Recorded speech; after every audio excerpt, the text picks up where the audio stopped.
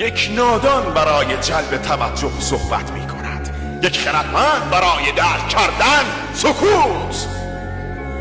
سخنانی که یک بار گفته می شوند نمی توان آن را پس گرفت در بیشتر موارد.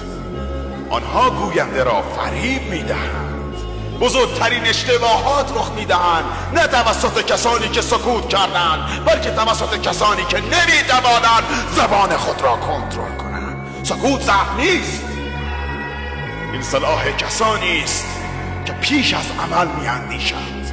قدرتمندترین ذهن‌ها واژه ها را هدر نمی دهند، خردمندی خود را ثابت می کنند. آنها می گذارند تا افراد نادان حماقت خود را برملا کنند.